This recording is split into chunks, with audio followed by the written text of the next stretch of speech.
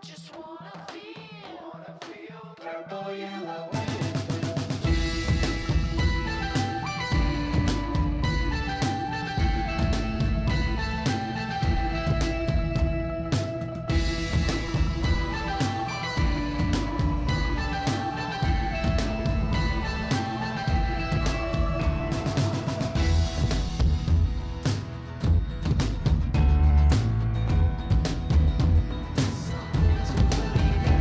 cause everything just falls in place like that.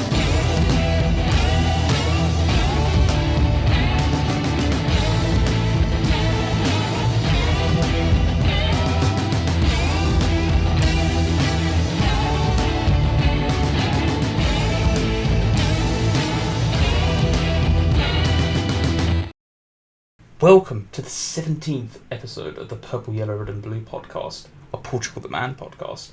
Each podcast I'm joined by guests to talk about everything going on with Portugaltheman, news, social media activities, new releases with opinions and impressions, Reddit and Discord stuff. Also each episode with the PTM Song Quiz, and a chance to get to better know the guest through their experiences and memories and any other cool stories they might have along the way. You can find this podcast up on YouTube, Spotify, and what was Google Podcast. I'm not sure what that is now. Thank you to Liam, who's the creator of the artwork and the thumbnails. My name is Mark, and my guest joining me today is... Mel. Hi Mel. How are you doing this fine Friday evening, afternoon? Good. It's afternoon for me. I'm over on the East Coast in the States, so I'm just wrapping up my work day. Awesome. That's good. It's good to hear. It's nice. You're off for the weekend. You said you're doing a bit of travelling. You got some family or something to go see this weekend. So some nice. Got some plans locked in. Yes. Kind of an impromptu trip to visit some family that was actually visiting Canada from Europe. So we're kind of doing a meet halfway situation. So that should be fun. Ah, very nice. Yes, and you've been pretty busy as well last week attending the recent Red Rock show, I believe. How was initial impressions? How was that? Did you have a good time? Yes, it was amazing. That was my first time at Red Rocks. Made the trip out there specifically to see Portugaltheman at Red Rocks. Luckily, I have some family and friends out there as well. So got to bring some people to that. It was their first Portugal show, so that was really fun. But yeah, it was an exhausting week. Did a lot of hiking, did a lot of sightseeing around, so was definitely exhausted. Yeah, I mean, I've never been out there, but it's Red Rocks is in the desert, isn't it? So opportunity for hiking is probable, I'm guessing. Yeah, it's not really desert. It's like in the mountains, Okay. the Rockies. So, but yeah, the air is very dry. It's super dry out west. So it's very different from the humidity we experience here on the East Coast. So it was very warm the whole time you're out there, but without the humidity, it felt not quite as bad, at least to me. So Awesome. we Yeah, also have the altitude, so oh hiking's a yeah, little yeah. harder. That's a no go then. Awesome. Are you you said you're East Coast. Do you want to go a little bit more into like which state you're from or bits and pieces like that? You said you had friends from Europe visiting Canada or something next week as well. So I'm guessing you're like northern East Yes. Coast. I'm in the Mid-Atlantic, so I live in Delaware, northern Delaware. I'm about like an hour south of Philadelphia in Pennsylvania. I feel like most people know where Philly is. Um, so yeah, not many music doesn't really come to Delaware often, so I usually have to go up to Philly or down to like Baltimore or DC for shows. There was for like a little over a decade a music festival called Firefly that came to Dover and saw Portugaltheman 3 times there. They stopped the music festival. Unfortunately, it's like on hiatus. I don't think they have any plans to bring it back, which is really unfortunate because it was really fun just getting to see so many bands so close to home. Yeah, so sad that that's kind of over. I was But going to he's say I still remember traveling for music. Yeah, I was gonna say I remember the Firefly shows. I think I've seen a couple of them bootleg videos online as well. Yeah. Yeah, they're good times. So that's been. I'm guessing that was a pandemic thing. It stopped, and then they're like, well, can we financially get this back and up and running? And they probably haven't since then, or was it even before then? I honestly don't know. I know they changed like the production or owners or whoever changed a few times who ran it. Um, they canceled the show for 2020 because of the pandemic, but they actually brought it back in 2021, and Portugal the Man played there that year. So that was really cool. But then they decided after that year they weren't going to do it again for 2023 or 2022, sorry. And now there's a fish festival, I believe, like the band Fish. Um, so I'm not sure what that's all about, but I think that's happening this year, which is unfortunate because I'm not a huge Fish fan, and having the same band for like 4 days is not incredibly interesting to me either. Mm. Yeah, I have to admit I'm not too familiar with this fish concert thing. It doesn't. I don't know. I've just never heard of it actually. So it's okay, right? Well, hopefully Firefly does come back at one point, or its phoenix form. Let's just say, as I hit the mic a little Yeah. bit. Sorry about that. And yeah, okay. So been to been to. I want to start off then, Mel. It's just some baseline Portugal the Man kind of questions to kind of get to know like what kind of a fan you are and what is. We'll start off with like what's your first memory of the band? Like how did you become a fan? Because everyone's got like a different story. Yeah, where'd your origin story start? Tell us. Yeah. I've been thinking on this question since you asked me to come on.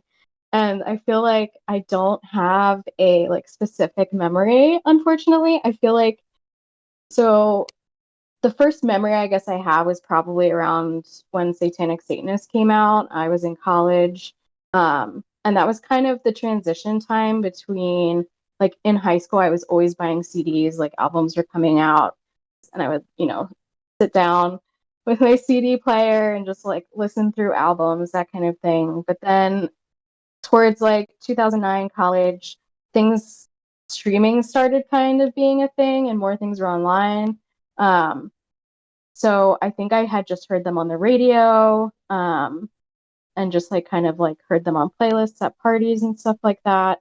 Um, and I was kind of like having an existential crisis because it made me feel so old all of a sudden, kind of realizing how long ago when they played Satanic Satanist through at Red Rocks for the 15th anniversary. I was like, wow, I can't believe that was 15 years ago.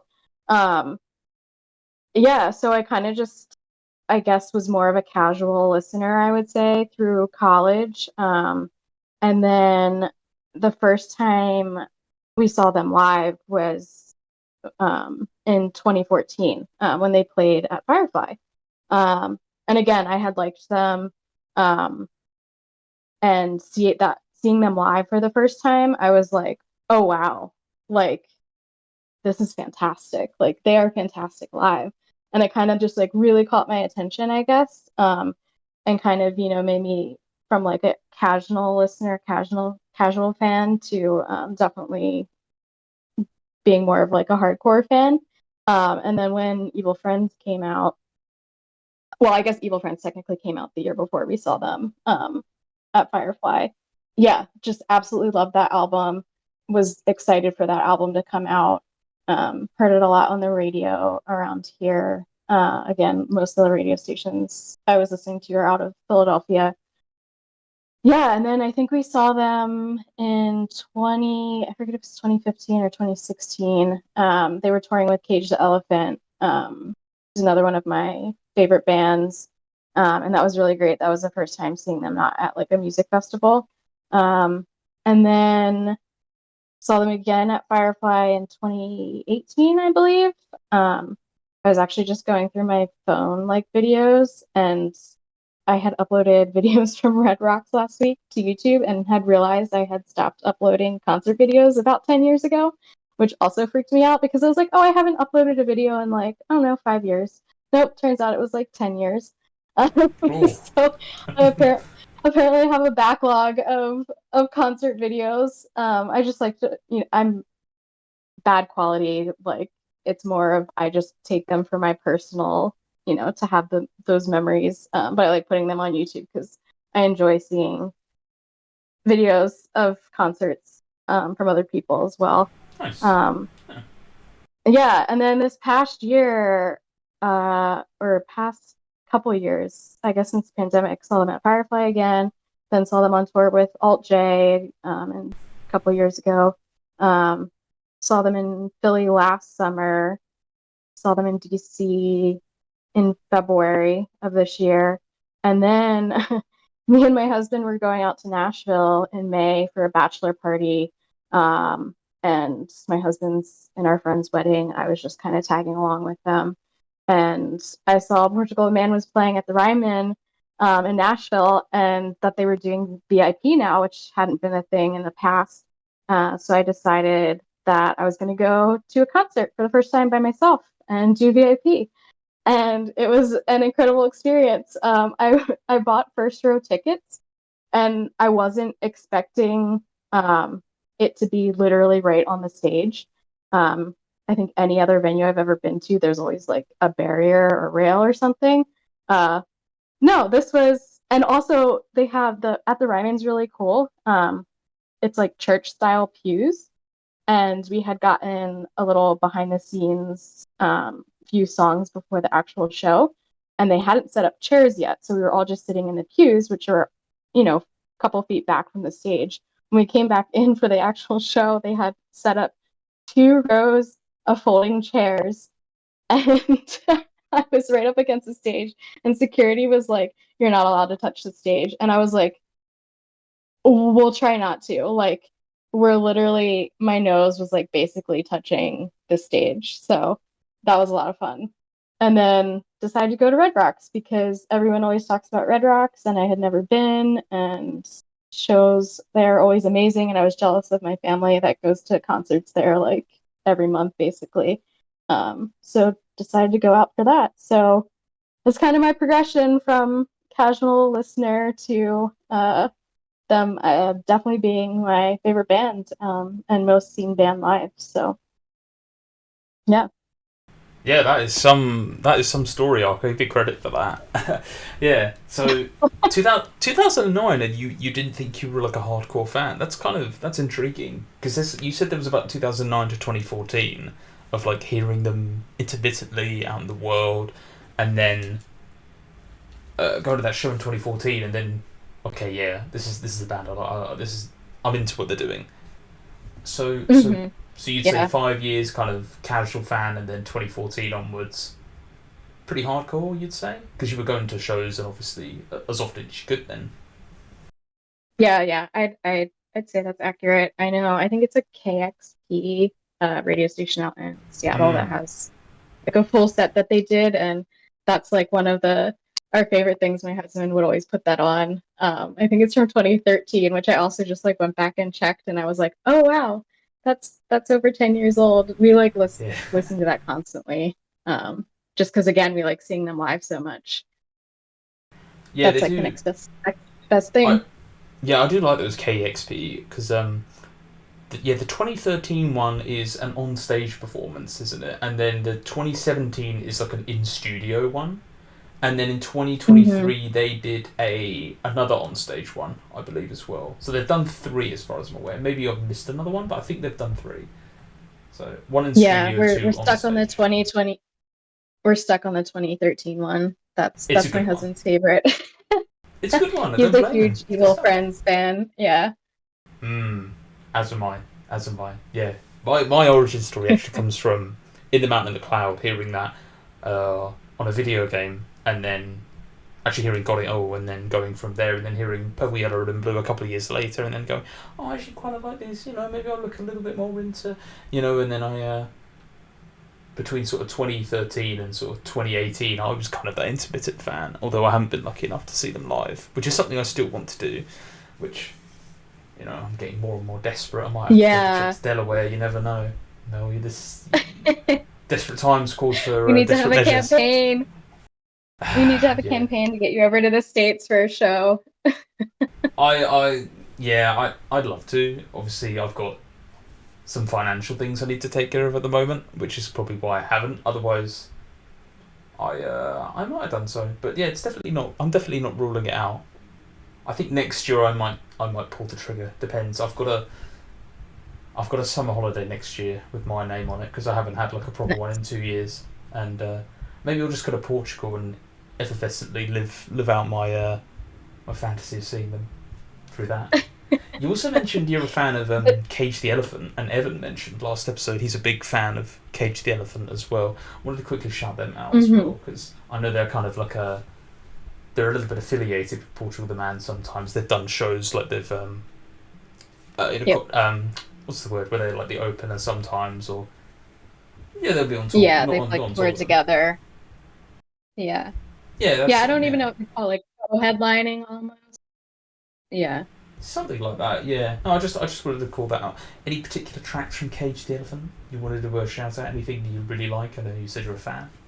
I'm just thinking they have a new album too. I've been digging Neon Pill in general, so trying to think of Can I go with mine then? specific 'Cause songs. I quite like Black Madonna. I have to be honest.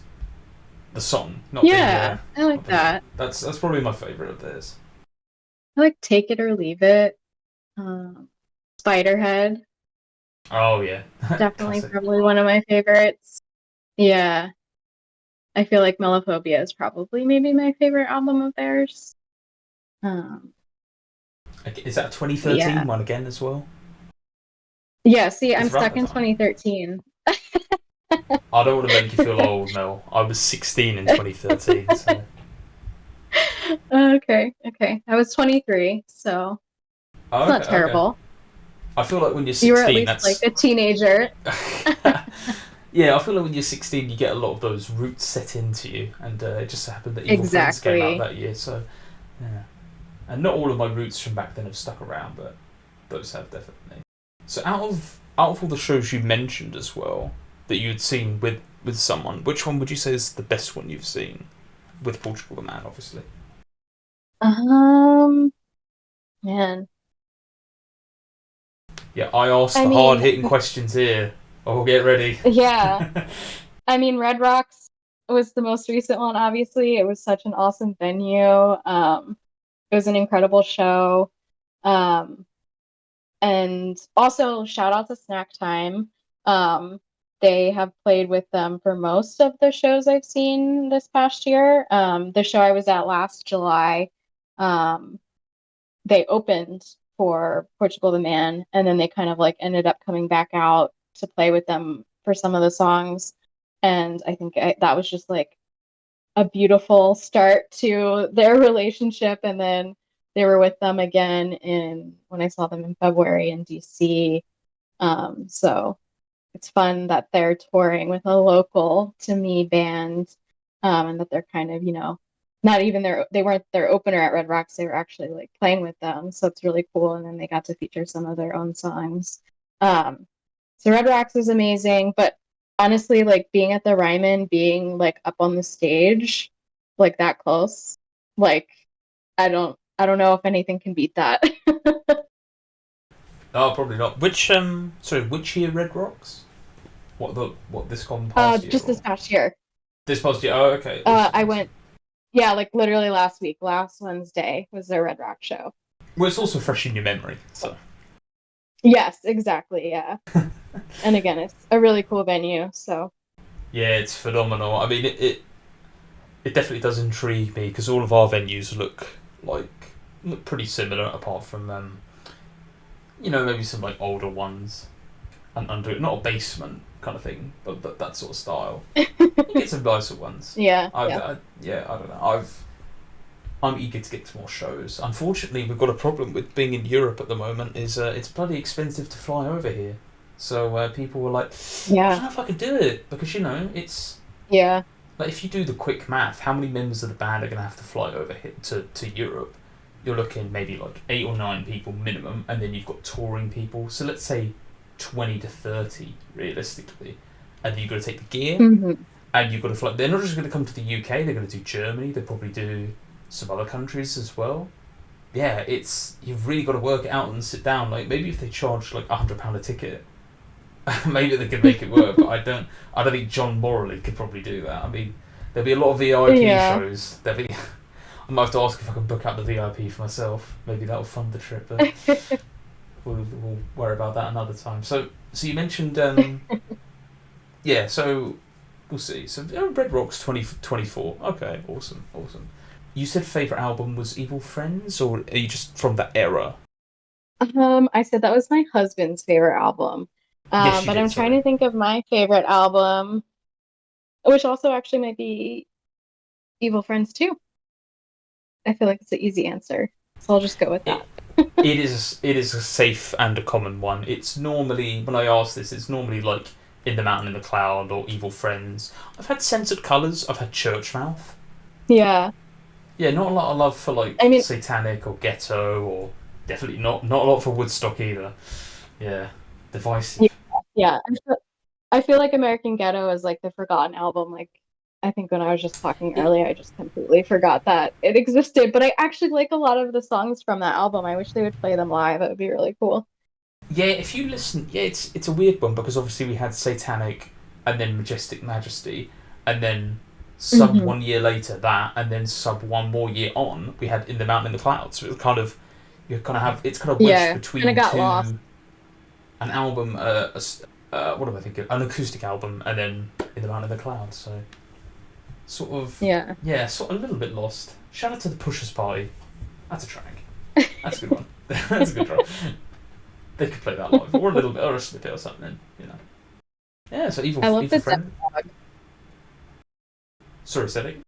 I said I love the dead dog from Oh, American the dead. Ghetto. Oh, That's okay, really awesome. Yeah. I'm just assuming that's a real Yeah, I think place. I presume it is. yeah, I don't know.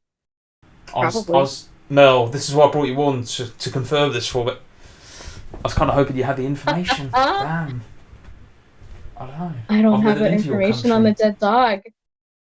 Damn. I've never been to Alaska. No, neither have I. It is a long ass flight. You know that because that's why Zoe doesn't really fly back home that often. Although they Yeah. don't live in Yeah, I Alaska, do guess they? no, they don't. They don't, Technically, but I guess I mean, Portland's up there. It's pretty north. it is Not as up north there, as Alaska, but halfway around the world yeah. for me. At least like flights, they probably go over the Arctic a little bit, so I feel like the flight's not as long as it seems. I've not looked up the prices for it to be honest. Normally, when I look it up, it's like you go to New York, you have to go to JFK, which is a bit of an arse-ache of an airport, as far as I'm aware. It's Yeah. yeah, I've only heard middling things to bad about it, and they're refurbing it at the moment, and people are like, oh, they're adding more shops. They're not actually improving anything. I'm like, that's a shame, isn't it? Because that is the one of the more key East Coast ones that you can fly from there to Western Europe at least. So get Yeah, a I always fly out of like Philly or Baltimore, which is always like way more hmm. expensive than if I drove up to, but it's just like the logistics of getting to an airport in New York is a lot. Like, and I'm like, is it worth it? I have to buy like train tickets or rent a car Hmm. or have somebody drive 5 hour round trip to drop me off. So, Oh, yeah. No, that's understandable. Yeah, gotta go. Philadelphia. That's the closest. Yeah.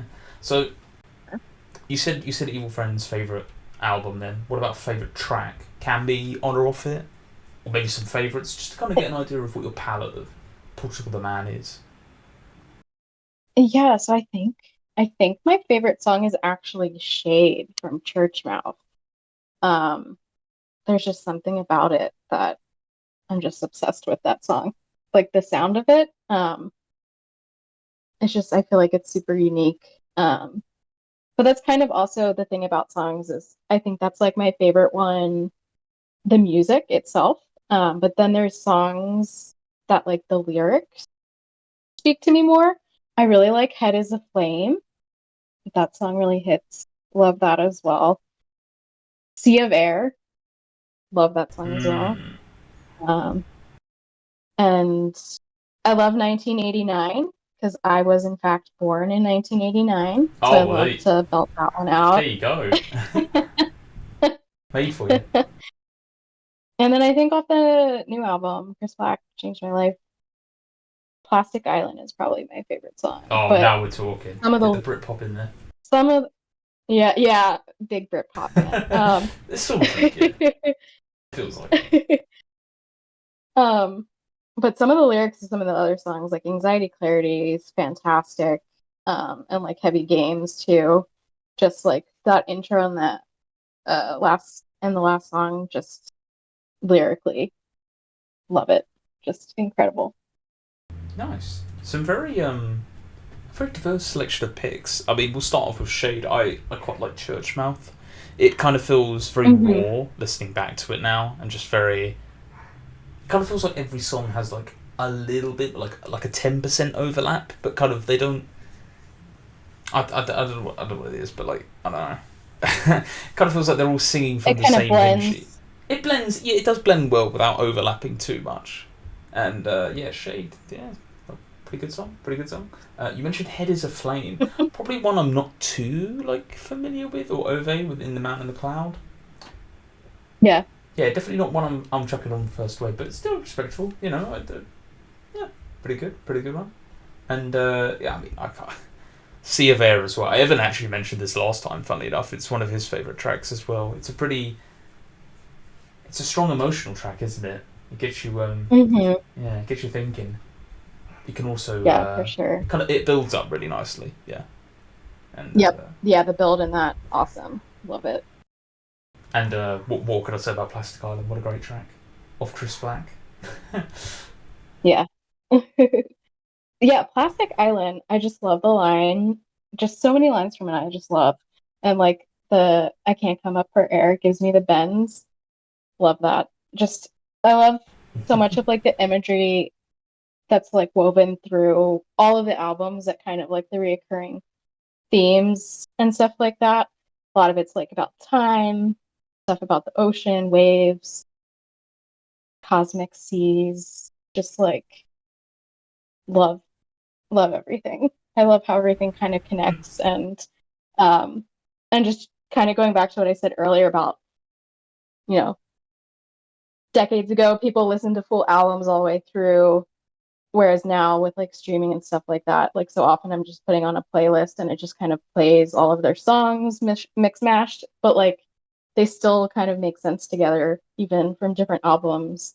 um and sometimes I have to like look back and I'm like, wait, which album is that from? And then I've been Mm, trying to like play through their albums front to back just to like get that whole like experience, because there's some of like In the Mountain and the Cloud that I think you really need to like kind of listen to in order. Um, and same definitely. thing with Chris Black Changed My Life. Oh yeah, Definitely, I think it's good to listen to that in order as well. But yeah, I just love how everything kind of like connects.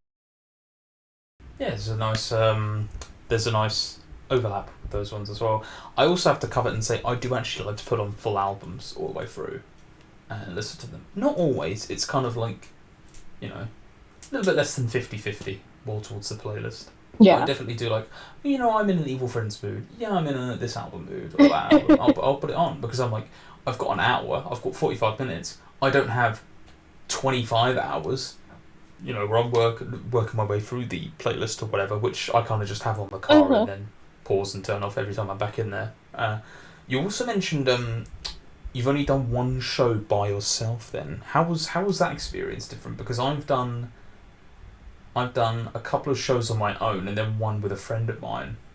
So I'm kind of, I don't know. It depends how It was, socially awkward I am on the day. But yeah, how's this? Yeah, how's the difference? yeah, yeah. So I really like went all in on that doing VIP. So I got to meet them alone. I'm also very introverted, very awkward in real life. I was just kind of like standing there by myself. Um, yeah, but that was amazing. And like I said, I had like an actual seat at the show. So I feel like being alone if I was at a show where I had to stand, amongst the crowd, it might have been a little difficult if I, wanted to go get a drink or go to the bathroom or something like that to kind of hold down my spot. But so it was nice being alone and actually having a seat. That way I didn't have to like worry about being on my own for that. But yeah, it Mm. was great. I liked being alone, I guess.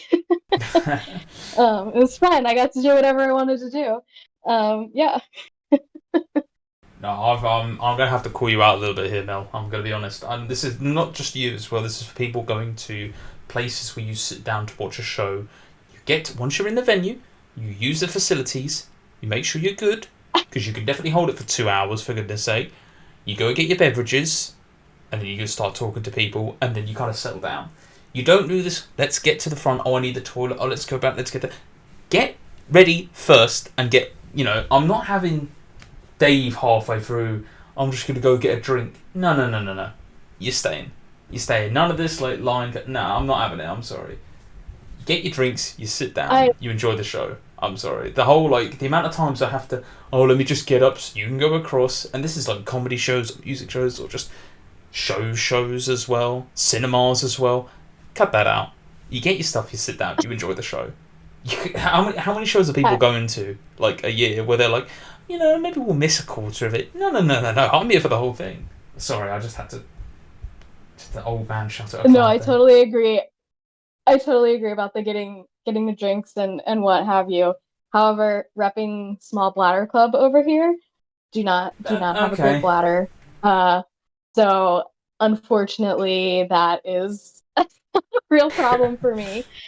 Luckily, I made it through. I usually, dehydrate myself plenty, so that I can try to minimize having to do that. I guess I'm also thinking of I feel like most of the time I'm at a music festival, so I'm out all day trying to stay hydrated, that kind of thing. So it definitely happens a lot more at festivals than individual Yeah, shows. that's a And fair yeah, comparison. Yeah, I'll give you that. yeah, and it's kind of the thing. Like you have the opener. I always like to get there for the opener, watch the opener. Then it's usually kind of like break time, another time to go to the bathroom, another time to get another drink before you settle in. But then that can kind of get crazy. So try not to do that.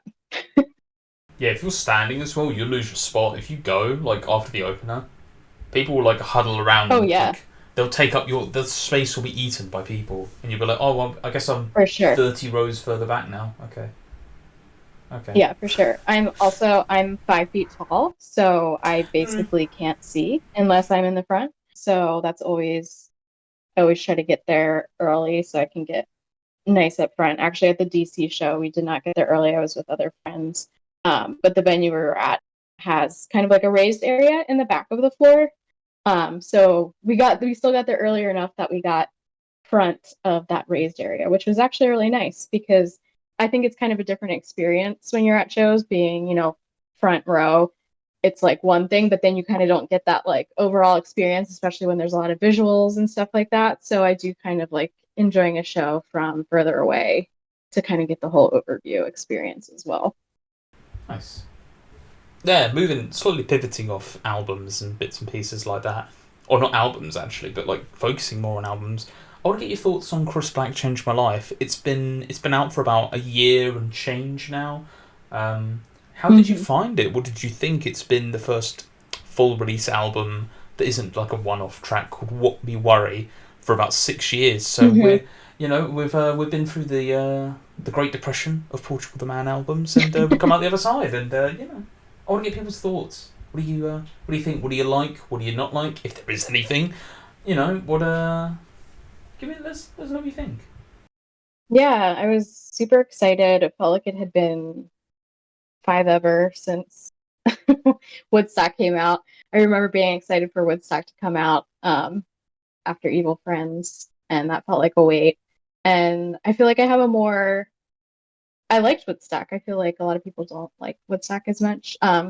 It's not my favorite album, obviously, but I enjoy it. I also enjoy it a lot of the songs live from that album. So yeah, and then what me worry, kind of coming out between, a little bit before "Cause Back Changed My Life" came out. I was kind of like, is this kind of more of the direction they're going tour with the new album. You know what? Now that I'm thinking of it, when I saw them with Alt J in 2022, I'm wondering if they had played anything from Chris Black. I should look that up right now. Okay. I'll let you know they Like if started they playing had, they started playing Grim Generation about a year before it released. So they might have played like a slightly different version of it, and you would have gone, oh, what's this? This sounds something like. But no, it was, yeah, they were definitely. So there was a good chance they were playing other songs. yeah, I feel like I have pandemic brain where everything over the last 5 years just kind of is one No, shuffled no mess worries in at my all. brain. Yeah, but I was in Seattle when the album came out, and I remember being like, okay, it comes out tomorrow. I'm gonna listen to it right away. And then totally forgot we were like hiking all day, and then got back home that night and I was like, oh my god, the album's out. And I remember like running to my bedroom and just listening through the whole thing, and I was like, oh wow, okay, cool. Um and like I said, I was like really paying attention to the lyrics, especially because like I was by myself, had headphones on kind of thing. And I was Nice. like, damn. Yeah, and I think Plastic Island was kind of like my favorite from the get go, like the first listen through. Um, but yeah, I love the album. I was really surprised, and again, like I wasn't really sure where they were going with it after the previous albums. Um, so yeah, pleasantly surprised. Pleasantly surprised indeed. I'm glad to hear that you like Plastic Island. We're starting a revolution for Plastic Island. It's just such a good track. I'm just really happy that it's. I didn't. You know, it's funny because when I first listened through, it was weird. It was like a Tuesday. I heard it early. Don't sue me. Someone leaked it. Their name may start with a John.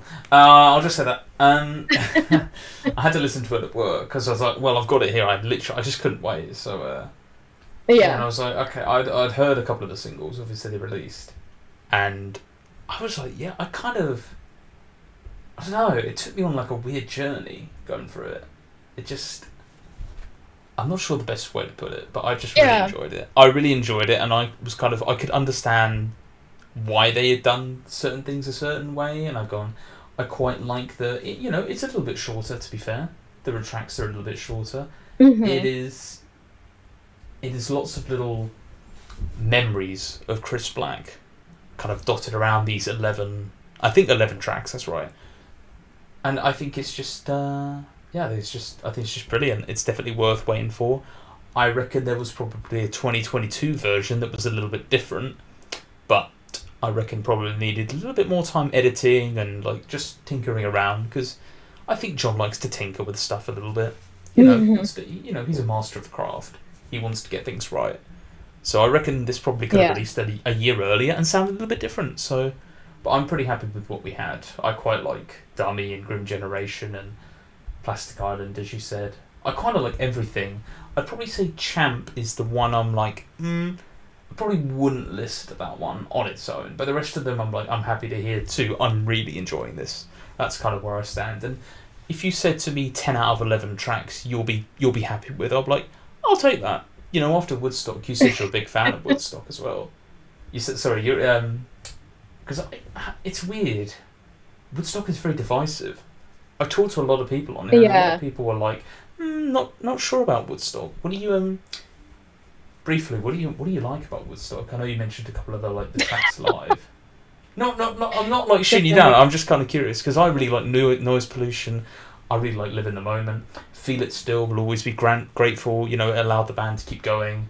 Not like that they were about to stop or anything, but like it put them on a different level. But like, yeah, what do you Yeah. enjoy about it? I I I You can't can't put answer. like my You finger on can't it, I answer guess. nothing now. You I can't answer nothing now. Sorry. I mean, it's not a bad album. It's a good album. I understand, again, like I said, it's not my favorite for sure. But I guess it kind of seems maybe not as cohesive, and the songs themselves I feel like don't necessarily mesh together as much. But I feel like they play a lot of them live. Kind of like, so like Feel It Still. Obviously, that's a song everyone knows. it gets played everywhere and anywhere, and I kind of get sick of it in the wild. And then I go to a show and they play it, and the crowd just loves it still, and I get like pulled back in when I feel like I'm being like pessimistic about it. Um, and then I'm like, no, I still like this. um, yeah, and same thing with like Mr. Lonely. I think it's just, I don't know, a lot of them are fun, and I like to sing along to a lot of them. Like Easy Tiger, I think is just like so fun. Um, I have to say, I feel like number one is probably like maybe one of my least favorite songs of theirs. Okay. Um, Do you mean the live version or the album version? Because I really like the live version, like the alternative version. The album version, little, yeah, I don't think it hits as hard. We'll say. yeah. Um, Alternatively, I like Noise Pollution on the album, but I'm not a huge fan of Noise Pollution live. It just, Okay. Okay. Respect. I respect that. No, that's fine. We're all entitled to our own I feel like opinion. I'm just full of hot takes right now Any other tracks you want to shout out? She mentioned number one. Off Woodstock. that I Or anything don't you should. like as Well, just much. anything you like about it. That's fine. No, I said I didn't like that as much. Oh, fair enough. I Okay. don't like So number one. Yeah. Yeah, from I'm the not a number album. one defender. Um, Don't worry about that one bit. That's fine. Yeah. Okay. Oh no, fair enough. It's good to hear people like Woodstock. No, I've no qualms about that whatsoever. That's cool. So yeah, Chris, tangent over about Woodstock. um, go back to Chris Black then. Yeah, yeah. So you were pretty happy with what we received last year. and I know you're talking about the singles as well. I think I actually, when Dummy came out as a single, that's probably my least favorite song on the album. Um, and I was like, is this going to be what the album is? Eh. And then I feel like it really wasn't. So A little bit I of was, bait, I not guess, quite a bait and more switch. pleased. Yeah, it definitely Yeah. does. It is definitely the most upbeat, which not that that's a problem, but it is just a little bit. It's out there on its own. It's like the upbeat, happy one with summer love, kind of. I suppose you could Yeah. say.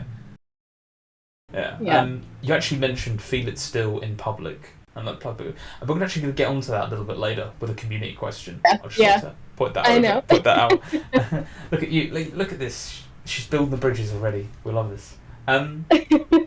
Anything else you wanted to say about Chris Black changed my life, or anything regarding it, really? Oh, I also want to mention Summer of Love.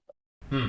I felt I love that song. I love Unknown Mortal Orchestra, so I was super stoked that that was a song on the album. Yeah. Yeah, nice. It's another. It's another. There's a couple of collabs on this album, and it's another one of those where it works pretty well. Actually, it doesn't feel too irregular. It doesn't feel. It fits in quite nicely. I mean, yeah, Anxiety Clarity with Paul Williams as well. So you know, it's. I know John's a big fan. Got to meet him earlier this year. I can't remember now actually as well. Once again, so yeah, it's Yeah. Chris Black. I'm approving of Chris Black. I just like to get everyone's opinion because so far I think everyone is happy with it to very happy with it, which is good to know. Which means we can report back to PTM HQ the thumbs up. That's what they like to hear. So, nice. Many thumbs up. Yeah. I was just thinking I use YouTube Music and they give me like quarterly breakdowns of what I listen to, and I think like for the Quarterly. last 3 quarters, Thunderdome has been like my most listened to song. So Really? Oh, okay. yeah. I didn't know that they did quarterly. Huh. I didn't know that. Yep. That's something. I think they're trying to one up Spotify. Okay. All right, Mel. Next thing I actually wanted to talk about, we haven't done an update on Francis in a little while, and we kind of do a little initial chat before I get guests on there, and I actually mentioned, was there anything you wanted to bring up in particular? And you said you wanted to mention or give a shout out to Francis and the recovery process or anything like that. So I'm just, I'll let you take it away if there's anything you wanted to run off with it, and we'll a sort of tangent about it. Yeah. Yeah. So I feel like they kind of announced that sort of the same time last year around the album coming out. I know it's so hard to talk about for them, but they have to, trying to raise awareness, and like I get choked up about it too. Um, because I actually work in rare disease. Sorry. Oh no, it's completely normal. I understand. It's tough to talk about, especially. And I remember, I think it was like 2 months before, or 6 weeks when Chris Black came out. I was like, you guys really didn't want to time this at the same time. This is just like, Oh my God, like a it's little aside, at their show in February, they did a video between the end of the show and then coming out for the encore. It was like hmm. footage of Chris Black, footage of Francis. Oh, Completely wrecked me. I was like, I don't think oh, I've ever cried at a concert before. Totally was like hmm. absolutely. I think like a lot of people there obviously like probably didn't know what was going on. And I think they were just like staring at me like, why is she crying? And I was just like, you guys don't Yeah. even know. So yeah, but they always have like the thing before the show up about Zoe kind of, talks about Francis sometimes during the show. I Hmm. know they do a lot of the fundraising now too for the PTM Foundation and Pass the Mic as well. So they've kind of been switching it up at their shows. Um, but yeah, I've worked in rare disease since 2017. Um, so it's always unfortunate to hear when somebody gets diagnosed with a rare disease. Um, so, you know, one of my favorite bands, knowing that that's kind of what they're going through, and just me having the perspective of, working in rare disease for better half of my career. I'm just Hmm. well aware of everything that the patients go through, um, how hard it is to get treatments, and um, you know, just kind of wanted to bring that kind of perspective. Like, as a scientist, I feel like we're not really in the public discourse a lot, or when we are, it's because of COVID the past like 5 years, and a lot of times scientists get a lot of hate for that. Um, Hmm. so it's just yeah, knowing that I've been participating in like Rare Disease Day since 2018. Um, I'm always sharing stuff about Francis. I think everyone in my friend and family group knows about Francis. I always make sure I share everything, their Nice. GoFundMe, that kind of stuff. And Francis is just she's so precious. So I know it's kind of like hard to share your children, especially when you're in the spotlight. Um, Hmm. and I'm just so fortunate that, they have given us those kind of like snippets into their personal life, just because it's so important for, other rare disease families to kind of bond and connect with people through advocacy and awareness and stuff like that. And of course, like not all rare diseases are as rare as Francis's. I think like last time they said there's like 6 known cases in the entire world. Um, Hmm. and They met one of the families of one of the other six, or maybe this is like an additional seventh one or something. I know that because they're based out of the UK, and they actually met up and they spent some time with each other mm-hmm. to kind of better understand what it's like dealing with and trying to help their child with the situation as well. And I think they're the Dolans. I want to say, I don't know why that name sticks out to me, but I think one of their children has a very similar disease, and maybe another one has something slightly different as well. But at least they have someone to talk to now, which is good, which is nice. It's Yeah, nice. It doesn't feel like you're yeah, alone in this, because when you hear 1 in 6 million or 1 in 6 billion or something, you're like, crap. What you're like, you just feel like you're on a desert island sort of thing. It just can't be. I can't exactly. imagine. I can't imagine how it is. And shout out to you for 7. Did you say 7 years you worked in rare diseases? Wow, that's incredibly Yeah, noble since work. 2017. Yeah. I don't actually work in the lab anymore. I'm a Oh, okay. medical writer now. So I do a lot of like medical education work, that kind of stuff, educating doctors on different rare diseases. And yeah, before that, I was working in specifically gene therapy for rare diseases. I know hers is more neuro related. So neuro is unfortunately not my specialty. I was more in metabolic type of diseases, which there's a lot of also extremely rare diseases out there affecting like different types of metabolic conditions as well. So yeah, it's extremely exciting field to work in as a scientist, just because it takes so long to get drugs approved usually. And when you're working in rare disease, there's such an urgency and need to push therapies for these patients. And yeah, so you're doing science super fast paced. That being said, it's also super high stakes, super emotionally draining a lot of the times. In our jobs, we always have like the parents coming in and talking and getting to meet with patients with different rare diseases. So it's extremely emotional. I feel like at every like when we would have our quarterly kind of like company meetings and stuff like that, they usually feature somebody, and it's always a lot. But it's really great just getting that kind of interaction and like knowing you're making a difference. That's really exciting. I know there's a foundation. I don't know if foundation's the right word, but a company, a nonprofit that's working on kind of like these individual therapies. And I'm really excited. I'm following a lot of that work. I'm just hoping we're getting there with some of these treatments that they'll actually, bring some quality of life for a lot of these rare disease patients. I think Frances has had kind of other treatments, like more traditional treatments that seem to be keeping her symptoms in check.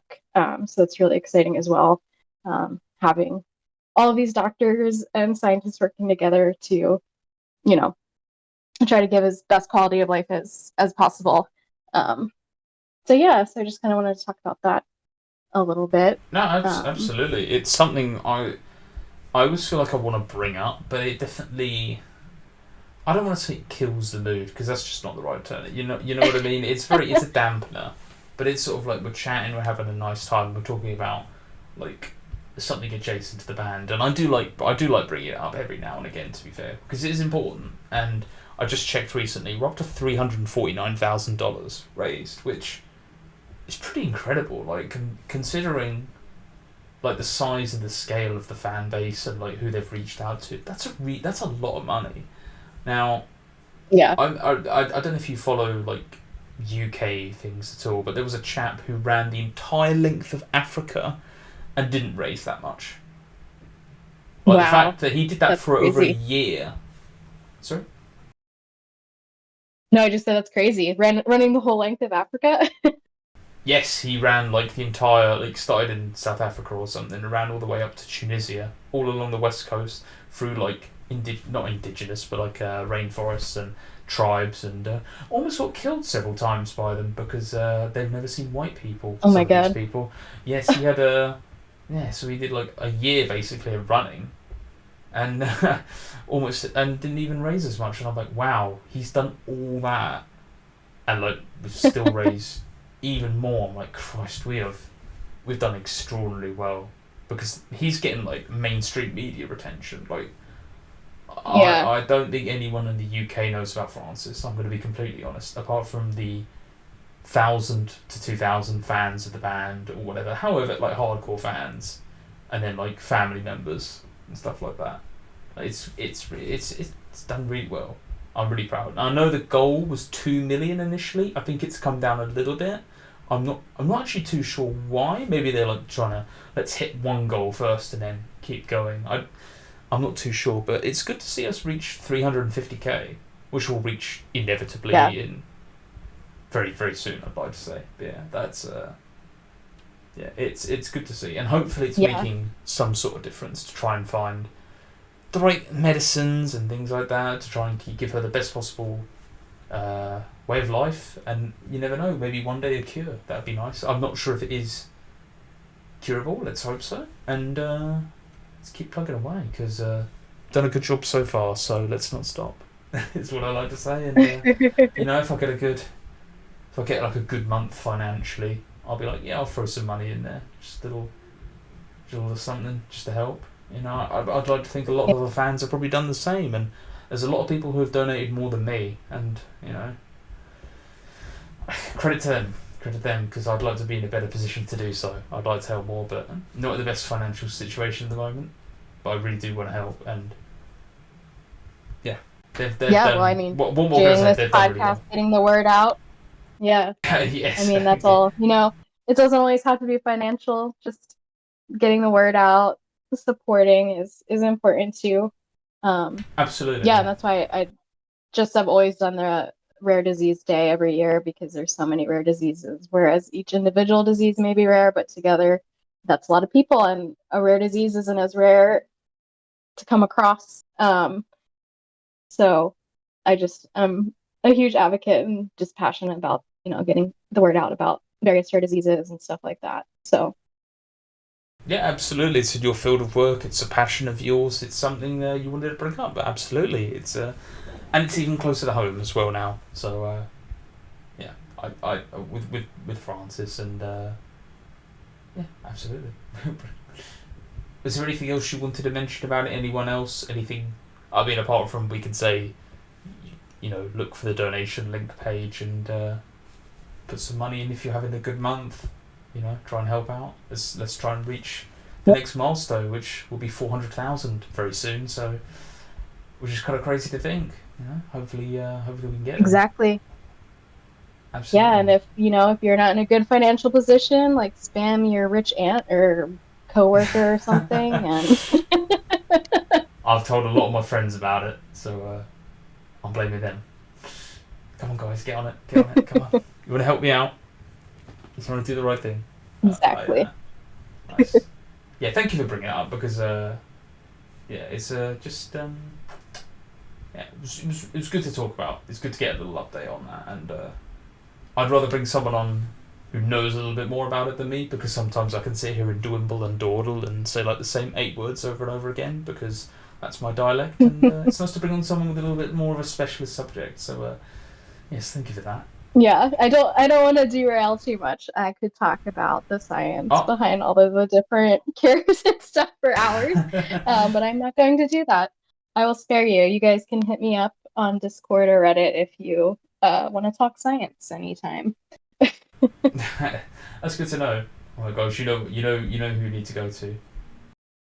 Next thing I wanted to talk about is a community question that I posed just a couple of days ago to the community on Discord. You can join the Discord as well. There'll be a link down below if you haven't already. Which, if you're listening to this, I'm not sure why you haven't already joined it.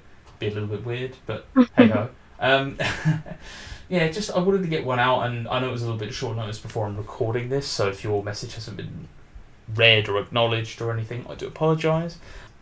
Yeah, so this one was. I had the idea of hearing Portugal the Man, but not you personally listening to it. It'd be out in the public, out in the wild, and just maybe a random place or a time or a situation where you've heard it in the wild and you went, is that Feel It Still?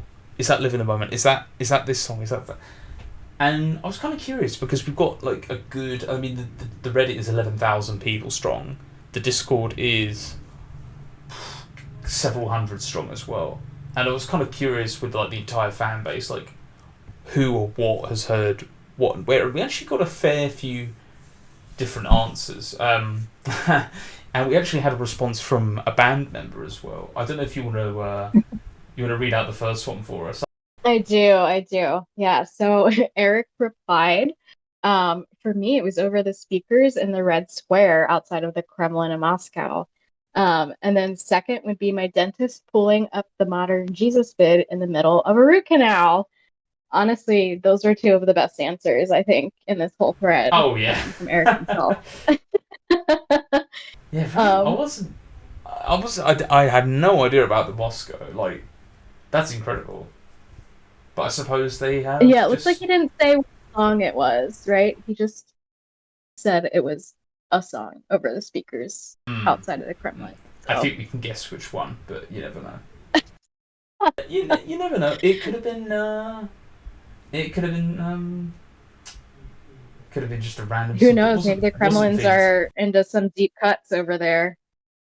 This was probably a pre 2022 Moscow, so yeah, yeah. But that's pretty Yeah, cool for actually sure. to go to a far flung. Actually, Moscow's probably closer to Alaska than like a lot of the rest of the world, so because you could go up across there. Anyway, that's pretty cool to hear. Thank you, Eric, for acknowledging us. I'm just reading down the next one. Region Rat answered, I just had shoulder surgery yesterday. Or this is a couple of days ago if you're reading it back. The nurse saw my Portugal the Man tattoo and put them on while the anaesthesia knocked me out, which is kind of incredible. Like that's good of them to know. Like, oh, that's that. Oh, okay, yeah. I've cracked one Yeah. there. Shout out to that nurse. Shout out to that nurse. Great nurse Yeah, right and there. shout out to the nurse. And another one here. I'm just reading down here. From Filthy Hipster Scum because that's a lovely name. I've been a huge fan since 2009, and it blew me away the first time I heard "Feel It Still" in a grocery store. It is kind of mad to hear, because I think everyone's probably heard "Feel It Still" in public. I mean, I literally heard it on an Yeah, advert in the UK for. Do you know what Lay's is? Lays, like the crisps or the potato the chips. chip. Yeah, yeah, Yeah, yeah. yeah. We have Potato our equivalent are called Walkers over here, and it was like a Walkers advert, and it was in the background. So I hope they received royalties. chips. I'm And if sure. you didn't, we'll let John know now. Oh my goodness. Yeah, I'm pretty sure I've heard Feel It Still in the grocery store for sure. Yes, they don't always play music in the field. It's still. Oh my goodness, my brain is rotting. In the grocery store. Yeah. Okay. Moving on. Have you got another one you wanna shout out here on the answers? Mel? This is yeah, this is fun. I love like random public interactions. Dylan Allen B said a fellow cycler passed me one time on a trail and I heard about 2 seconds of and I kind of floored me the fact that not only it being Portugal the man, but a deepish cut. Um, yeah, that's kind of fun because Hmm. you're connecting with another person. It's not just, playing on an advert or in a coffee shop or something like that. So that must have been exciting. Yeah. I don't think I've. The only. I don't think I've ever heard anything outside of Woodstock in public. Like I've only ever heard "Live in the Moment" or "Feel It Still" on like advertisements and things like that. Like we don't get Taco Bell adverts from 2012 or whatever, or 2013 or Mm-hmm. 2014. We don't really get that over here, so it has literally been "Live in the Moment" and "Feel It Still." Unless there is a deep cut that has happened that maybe I've missed, but as far as I'm aware, those are the only two. So it's a hit and I from Censored Colours. That's impressive. Yeah, Like, and the fact that you heard 2 seconds of it was like that's and I. Like you could definitely be a exactly. yeah. That's impressive. Another one. Driving to my high school for the first time. Fresh new track from Portugal Man. They're calling it. People say. Thank you, Tyler. 1243. So 2009 again. We're living in 2009 today. 2009 and Yeah, 2014. People say, "Wow, yeah, yeah, great year. the hit track from Satanic Satanist." Apparently this one did quite well in the US. Like it was kind of charting in bits Hmm. and pieces. Like this is Yeah, for sure. I was a child, so I don't, I don't know. I'm sorry. Um, yeah, Yeah, I'm sure people say. people say was definitely, I can relate to that. I was probably on the radio. And when I first heard the song, I would guess. It's We also one of definitely their like remember people their say. first. It's one of their first like official music videos as well. I know AKA M80 the Wolf has one. Lay Me Back Down has one. I'm forgetting if anything on Churchmouth has a music video. I don't think so.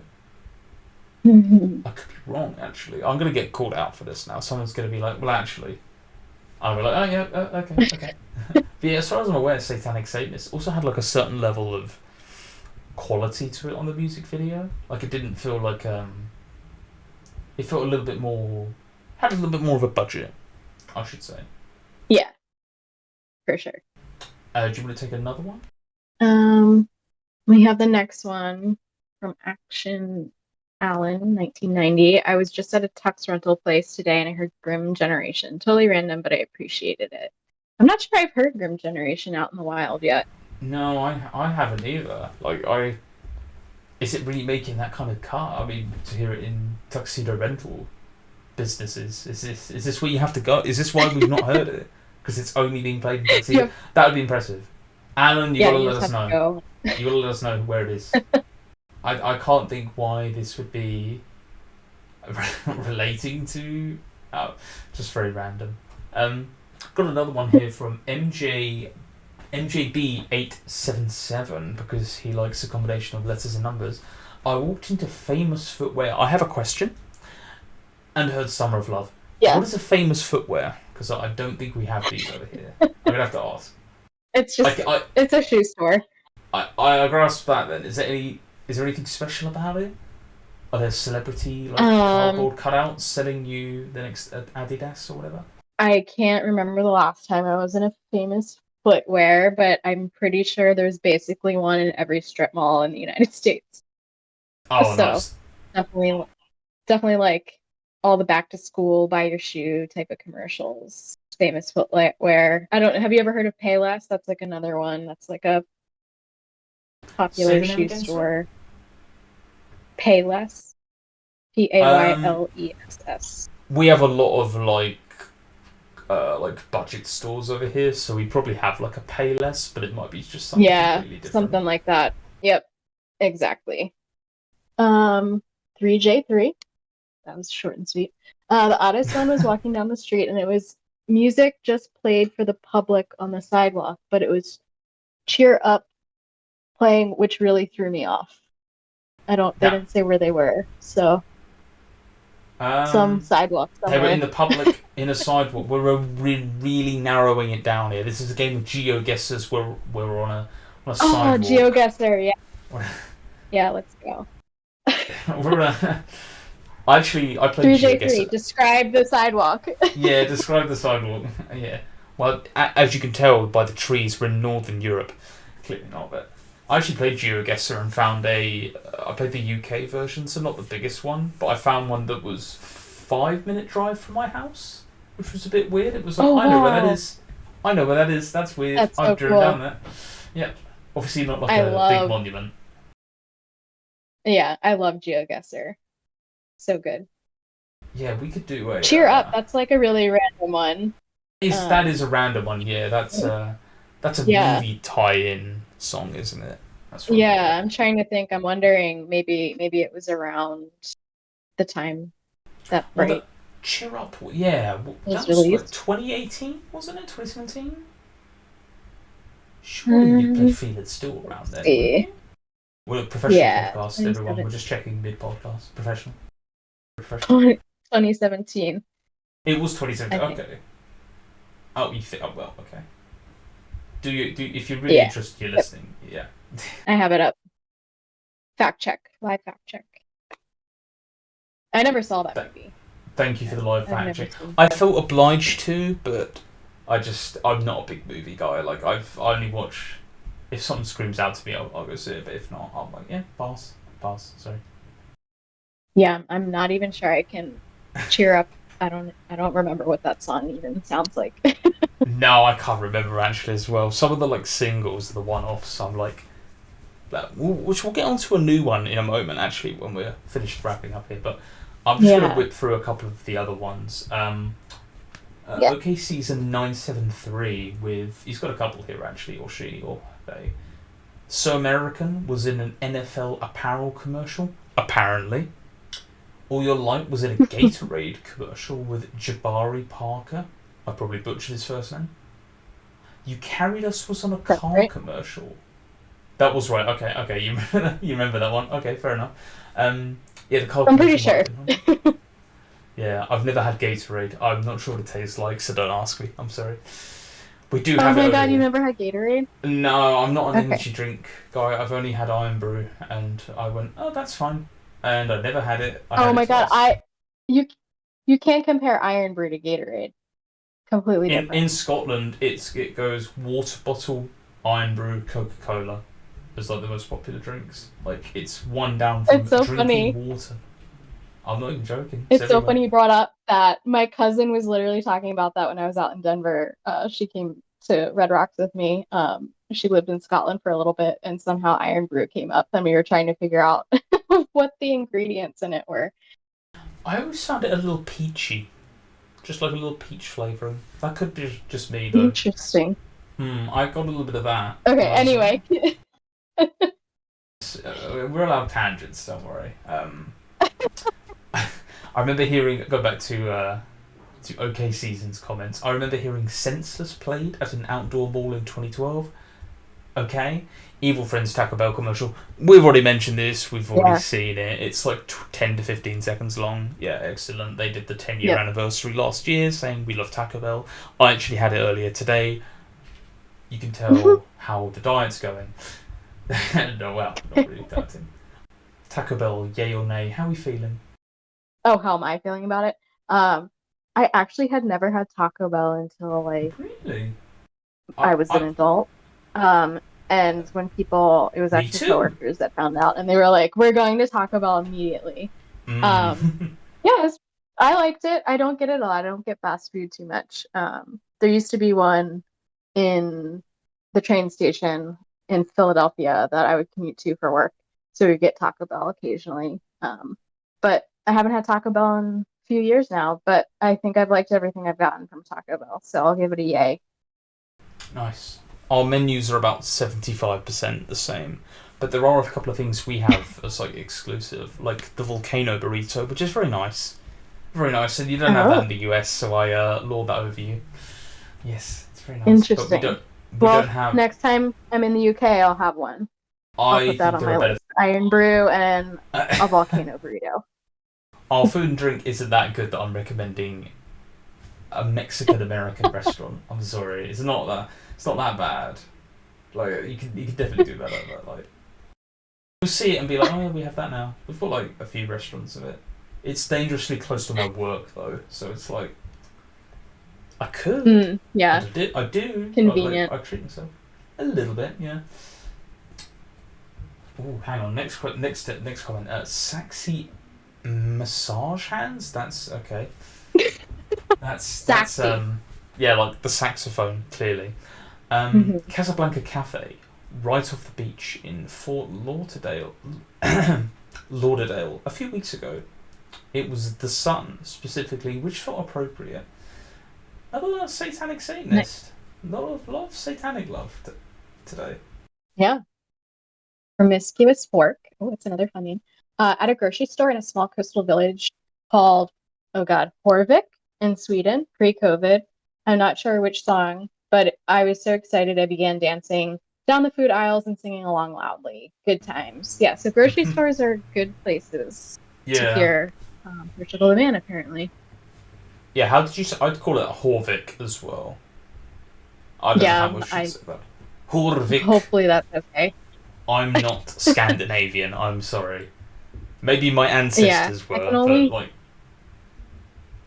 Yeah, I can do a Icelandic accent if I'm in a mood, but I'm not gonna do that right now. Okay.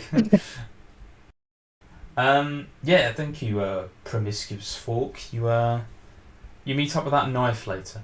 Anyway, oh goodness.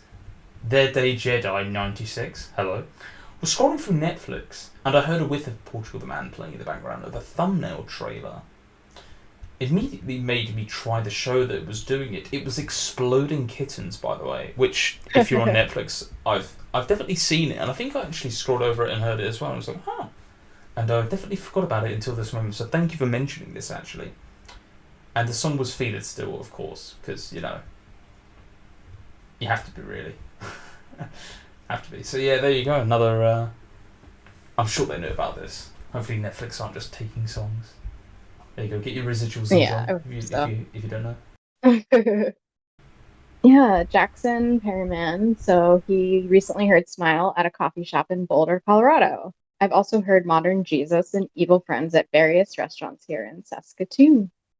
Modern Jesus, the 2013 kind of hit, it was a single, so it's one I always think that could be more mainstream. I don't know about you. It's definitely one when I give it to my non-fan friends, I'm like, try this and see what you think.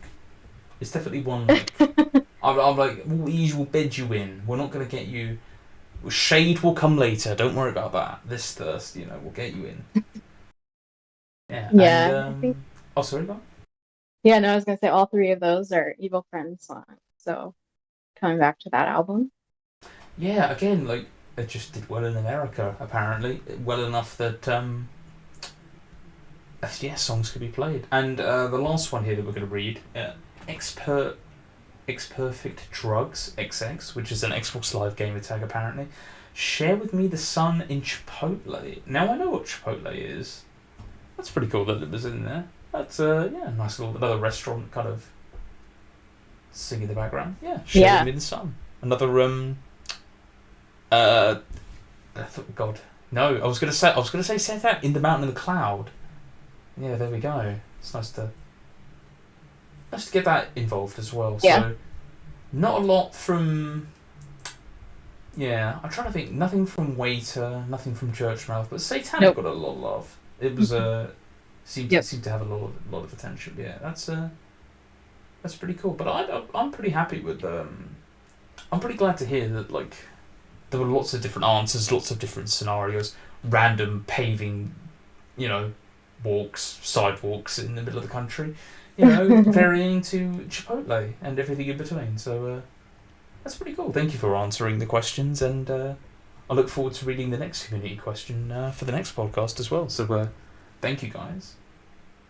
And the last topic that I wanted to talk about today, probably the thing I'll be using the thumbnail for, and probably talking about the least actually that we should mention is there's actually a new track out, a new single. It's called Bittersweet. Now, it's featured. Hang on, I've got to get the name right of the person. Sorry, LP Giobbi, who I think has had a little bit of. They've worked with the band a little bit before. I'm pretty sure they've had like some correlation before. Maybe you have a little bit more knowledge about this Mel than me, but I'm pretty sure that name has been tinkered around before with the band. But initially, do you have any thoughts about this? It's fairly recent. It released June 26th actually, so fairly recent track, and actually features Jeff Basker as well. He's involved, which is pretty cool. Yeah, do you have some initial thoughts? Yeah, I was excited when they were like, "Oh, we're teasing this new song." I'm actually not sure. I want to say LP Giobbi, but that's because the only other language I sort of speak is Italian, and the GIO is like Giobbi. Yeah. I don't know if that's correct or not. I'm not too sure. I had not heard of her prior to this single. It sounds better, but I did. Giobbi than Giobbi, doesn't it? Yeah, I do apologise to them. I probably. Yeah, I was gonna say I did look up a little bit about her, but I did not look up the pronunciation at all. But yeah, didn't really know about her ahead of time. I don't know. I started following her on like Instagram, and I think she had posted either an article or she had posted something that her Airplane album is in the mountain in the cloud, which was really funny because that was like my default plane album as well. It like just happened to be an album I guess I downloaded for offline use at some point. So whenever I was looking for, to listen to music when you're supposed to turn your phone off and before the like in-flight Wi-Fi kicks in, I would listen to that album. So I was like, oh, that's cool. So I related to her on that. But I think she also is from Oregon. So I'm not totally sure. I think she had said they actually met at a show somewhere. I don't know if it was in Chicago. I feel like it actually wasn't in Oregon. That they kind of met up, and I guess this collaboration ended up happening. Yeah, it's I'm not 100% sure as well, but it's definitely, if it is definitely like Oregon, it's definitely a close to home one, which is pretty cool to see. Always good to be helping out local bands and collaborating with them as well, especially with tracks that I think are as good as this. When I first saw the name, I immediately thought of another song called Bittersweet Sympathy. Symphony? That's hard to say, actually. From the Sympathy. Verve, which... Now I can't say it. Yeah. Bittersweet Symphony. Symphony. I'm going to get it right. 1 in 5. There we go. But you know the one, by the Verve. Yes. Yeah. For sure. I that's immediately what I thought, and I was like, I wonder if they've taken any inspiration from that whatsoever. And it sounds nothing like it whatsoever. It's a very upbeat song. It's very different, in a good way. In a good way. I actually really like this track. I'm very weird about these kind of non-album single kind of not part of an EP kind of tracks. Like, so I kind of feel like, I'll be honest, when we talk about like the features and things like that, when they work on tracks and not features part of the album, but like these random one-offs, I'm like, they're kind of hit and miss. Some of them, like you're like, oh, I like this one, or and then the remixes, they're like, oh, I like this one, I don't really like this one. I kind of feel like this is a stronger one as well. It's very much a summery kind of track, very upbeat, kind of nice tempo as well to it. John's laying down good lyrics. It's got a good voice on it as well. It's obviously him. I'm pretty positive with this one. I'm a little bit surprised as well because I didn't even be getting anything so soon after Chris Black came out. I know it's only been a year, or it has been a year, but this seems it's kind of like a pleasant surprise. Yeah, I agree. I really like the song. I was excited. Very danceable, very summer, like you said. Um, yeah, I'm thinking back when I was in Nashville. I feel like again, I like feel like I totally blacked out because I was so like overwhelmed. But John did, I'm pretty sure, mention something about working on some new music. So I'm not sure if he was talking about this song or if there's more songs in the work. Yes, I'm excited. Yeah, and even if it isn't, even if this is one of the tracks they mentioned, I'm actually pretty happy. I've actually put it in my like main playlist thing. It's in the rotation. I'm pretty happy with it. It's kind of like a pleasant surprise, as I mentioned. Yeah, again, wasn't expecting this. I mean, every song of Chris Black is like slightly different, and then you have like the more like serious kind of moody. Not maybe not moody, but like it kind of varies from styles and maybe I know they don't like to use the word genre, but Yeah. like yeah, it is somewhere in between there. And this is definitely closer to like a more upbeat kind of track, which is nice. It's pleasant surprise, and yeah, just really happy to have it alongside. Kind of a yeah, it's been out for just under a month by the time you're hearing this, and yeah, if you haven't heard it, definitely go check it out. Which, if you haven't already, I'm you're missing out. That's all I'm saying. Be interested to see if they do a video for this. I don't know if they always do videos for these. I don't. They tend not to, so be interesting to see what happens in that department. Yeah, do you liken this to any other Portugal the Man songs? I'm trying to think really. Like, I can't even I mean, think it's of kind of anything. hard because it's not, it's kind of like electronic dance music-esque. So I'm trying to think of like maybe remixes of other songs. Maybe Lovers in Love. No, that's got bongos. What am I talking about? Um, It's tough, isn't it? yeah, It's very yeah, unusual in a good way. No, good though. I'm pretty happy with it, and yeah, I'm I have got an awful lot to say about it. It's just a nice little peppy track, and happy to have it. Yeah, yeah. I always wonder how these collabs and things come along though, Mel, because I've talked about this with other guests and like. How do the features come along? How do remixes come along? Do you just like request to make one? Like how does it work? Or like obviously John's got contacts and the band's got contacts. So like oh, actually yeah, let's sit down in the studio and work with this band and hash something out. And yeah, I like your creative style. Let's try something a little bit different. Because I definitely feel like post we're gonna get the per podcast mention of Doomin' and Gloomin' post whenever that was happening. Got to mention it. Kind of feels like they've taken the handbrake off. Like the let's experiment. Let's do other things. Let's not be typecast to doing kind of Yeah.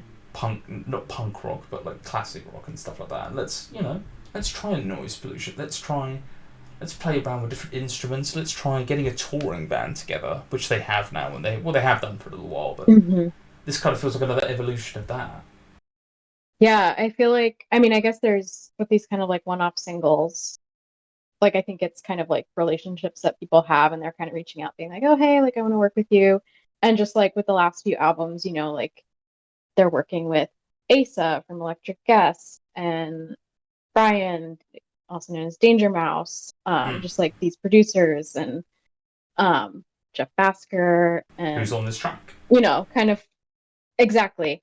And yeah, I think it's just like the more you get acquainted with people, you kind of probably just have more opportunities. But then also like for more, I guess, traditional remixes, I would assume that's more up to, the DJ or producer, whoever, they probably hear a track and they like it and they're like, hey, I want to remix this song. So I think there's kind of like two different approaches there. Yeah, I'd actually be interested if a band ever reaches out and is like, hey, we want this song remixed, or if like that's something, that would come about in like the studio with one of their producers where they're like, hey, we're going like with this direction, but this we could kind of like play it like this and then, have a remix already. I'm not really sure. Yeah, it's curious. It's always made me a little bit curious. Maybe I'll do some deep digging when it's not 80 degrees and 90% humidity in the UK at the moment, because boy is it warm. Sorry about this, everyone. Where does this rank in comparison to other non-album kind of Portugaltheman tracks? So I'm thinking like a What Me Worry. Think about a Heavy Games Part 1. Think about that, remember that? I think about like Sun Brother, Yeah. which, 17. These are kind of like not a part of the main discography, but they're still part of their history. Exactly. But yeah, where does this rank, Yeah. or have you got a favourite, or? I love What Me Worry. I feel like the last few years, personally for me, have been a little rough. And like What Me Worry, when that came out, I was like, this is my mantra right now. Yeah, like at work, Nice. I'm like, What Me Worry? Yeah, like kind of living by that. I love that. I also like, and some other covers too. I love covers as well. So that's Oh, you kind of love them something I live. guess we also haven't talked about, which is like also one of the reasons I love seeing them live. I just love when they come in with a cover or like kind of blend and do jams and, mix their own songs, other songs kind of in. But yeah, and also speaking of Heavy Games, the first one, I thought that was really interesting with Chris Back Changed My Life that they kind of had this song because that was from a Walking Dead soundtrack. So they had this song Yes. from like 10 years ago, and then Mm. they decide Heavy Games 2 is going to be the opening song for their new album. So I just thought that was kind of interesting, kind of like that progression where it was one of these kind of like outlier songs that weren't like canon album song. So that was kind of interesting, I thought. Yeah, Because and people, the. Oh, sorry. more casual or newer listeners are probably like, why is it Heavy Games 2? This with another band I like called Pond. They recently released an album called Oh, yeah. Stung, and they released Edge of the World Part 3, and everyone's like, oh, there's a Part 3! Because obviously Part 1 and Part 2 were in 2017 as part of the weather, and then we have Part 3, and I'm like, maybe another 8 years we'll get Part 4. I'm ready for Part 4. And a Part 5, yeah, keep bringing it to me. It's just, I found that quite funny. I was like, another Part 1. You don't always see that. It's, it probably harkens back to when you would have two sides of a disc, and we're going back something like Yeah. that. But it's not a trope, but it's something that's kind of continued forward a little bit in a little way. Yeah, but Yeah, for sure. yeah, I'm trying to think. The endangered song is another one that is a kind of like a one-off, which you can obtain and listen to if you know where to look. It's not too hard. If you want to own one of the 400 discs of it might be a little bit tougher, but yeah, there's another one. Yeah, do you have any? I was going to say, do you have anything else you wanted to talk about? Bittersweet, featuring LP Giobbi. Yeah, I like it. I was also thinking, Who's Gonna Stop Me with Weird Al Yankovic. That's a fun Oh yeah, one. that's another one. Yeah, I like that a lot. I like when that comes up on my playlist unexpectedly. Bit of Weird Al. Yeah, I think Nice. now that I'm thinking of like one-offs, I'm thinking more of like their covers, like the Steal My Sunshine with Cherry Glazer. Oh I yeah, I love, love that love one. I that forgot one. about that. Yeah, that's one of my just like songs from childhood that I loved. It's actually in a commercial now. I'm pretty sure it's the original one though. Trying to think. Oh. It might be like a car commercial or something, but every time it comes on the TV, I'm like, oh my God. And I also love their cover of, oh my goodness, Oasis song. Don't Look Back in Anger. Don't Look Back in Anger. Yeah, thank you. I had to get it right. That's And that's Exile from the also, Country, I if I love get that that one song. wrong. I know. Sorry, Gallagher's. That's right. Don't want to get them off. No, absolutely not. Yeah, I love that cover as well. That's definitely up there. Yeah, they've actually done, when you start railing them off, you're like, wow, they've actually been pretty busy with that. And every live show always starts with a for whom the bell tolls, if I could say it correctly, and transitions into I feel other like they tracks. haven't done that in a while. Well, they used Yeah. to, didn't they? Obviously, they Yeah. things. They do Yeah. jam sessions as well. They like trail songs off, and they combined songs together. Yeah, they used to do Pink Floyd a lot as well. Yeah, they did In Bloom a few times Oh the yeah, past that's a few good one. years. Yeah, Yeah, I love that one. like that as well. Yeah. So more one-off tracks, yes please. I'll take it. If we're not going to get an album, we'll take the content as it comes. I'm pretty happy with that. And yeah, pretty happy. Bittersweet. Go listen to it now. It's up everywhere. You standard music listening places, and yeah, send it to a friend or something. I don't know. Do what you want with it. Give it a listen. Let us let the fam know, because I think it might have gotten a little bit under the radar, if I'm honest, Mel. Just a little bit. So hopefully not. But there we go. Spreading the good word. All right. Yeah, I think that kind of brings it with all the topics we had today, Mel. I just want to say once again, thank you for coming on. Pretty short notice. Thank you for being a guest. You've been very knowledgeable, insightful, and we've learned a lot. I've really enjoyed having you on this time. Thank you. Yeah, thank you for having me. Yeah, but you're not quite out of the woods just yet. No. No. We've got one more thing left. You can't phone a friend. I know you asked to. I'm afraid you can't. Yeah, You're gonna have to dub my yourself husband in. left to pick up dinner, so he's not here. He's not even here now. Well, Can't ask him. you're in the woods on your own, but don't worry. There's no penalty for getting this wrong. There's nothing wrong. The It's Woods, just another just one a of bit my of fun. favorite songs. The Is which one, that sorry? is that the answer? Is the answer The Woods? You can't just guess now. I'm afraid. Give me a moment. It'd be bad. It'd be bad if that was the answer.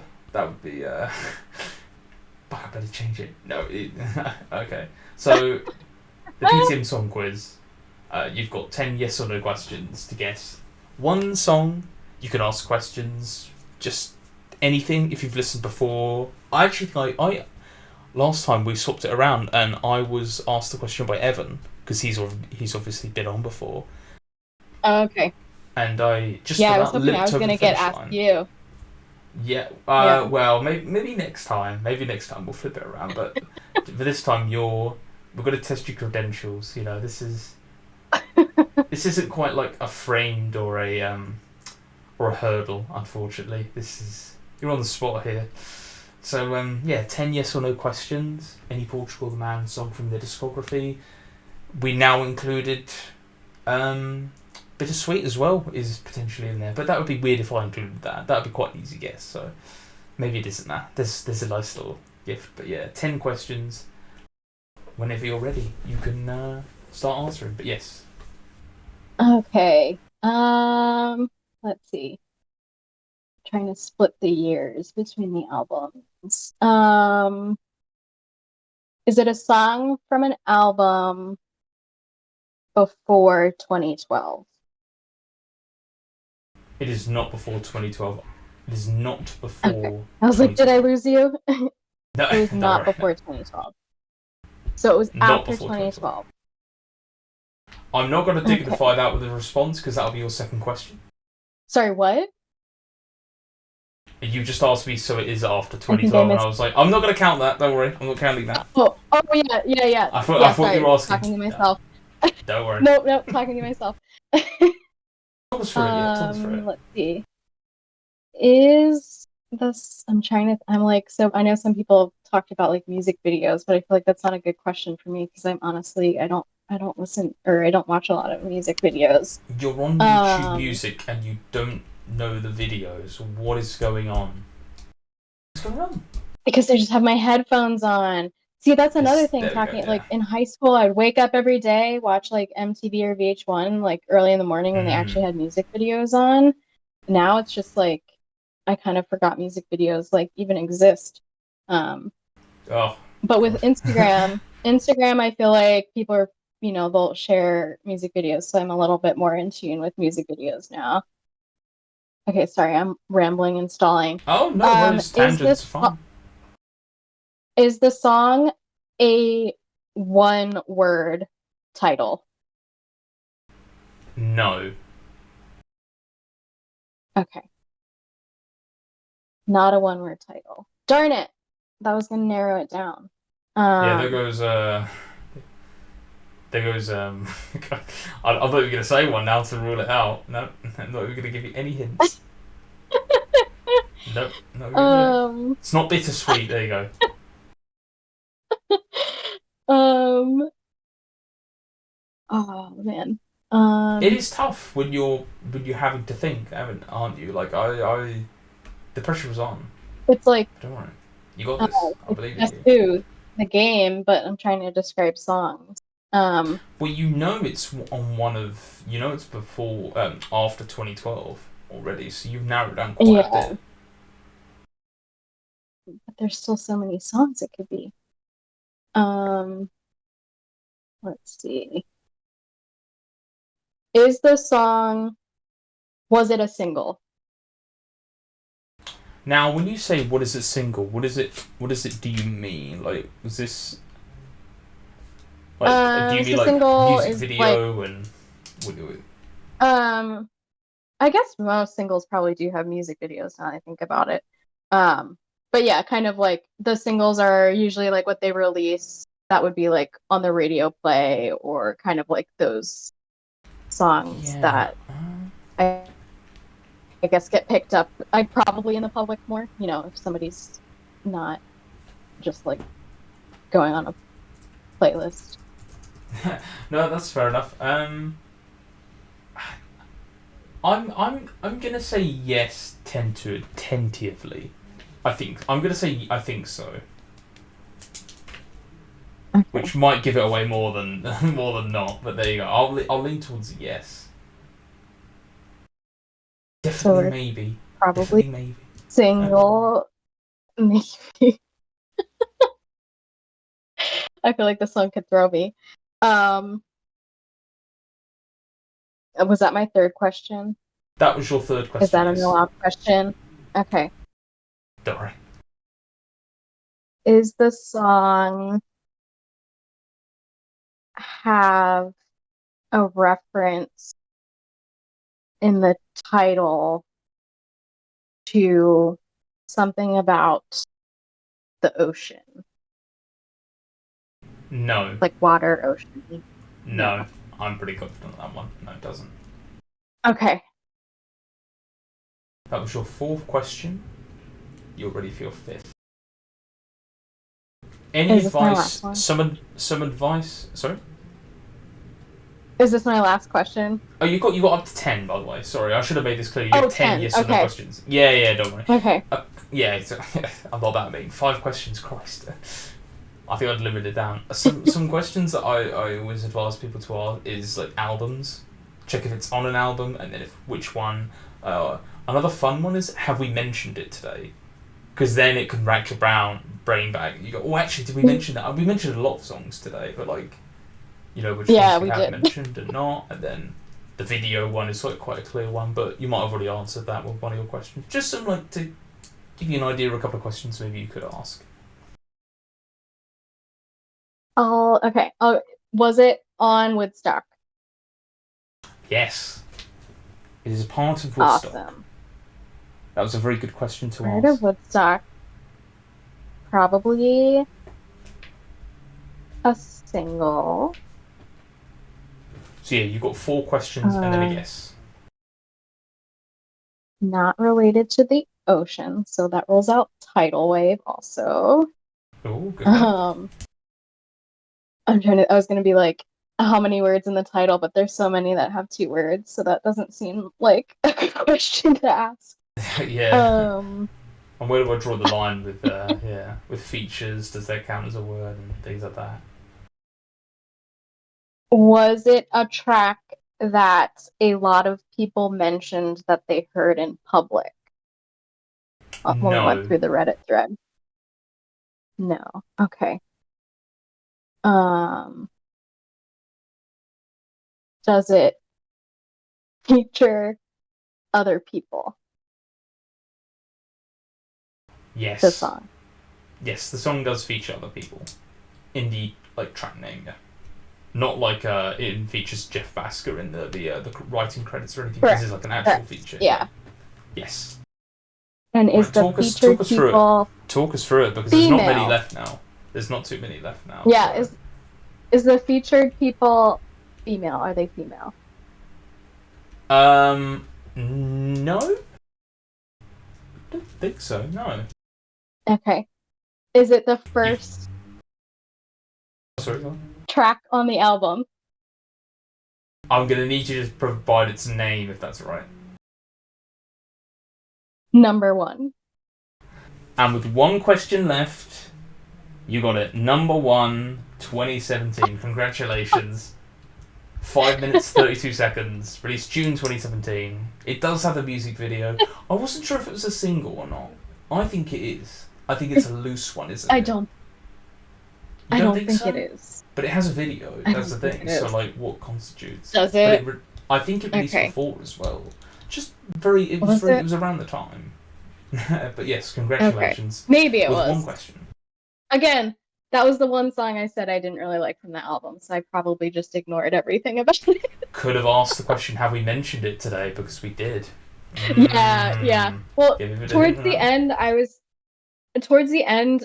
kind of thinking it was either noise pollution or number 1, and that's why I asked the female Oh question. yeah, Mary Elizabeth Winstead. Good one. I forgot she's on Yeah. that.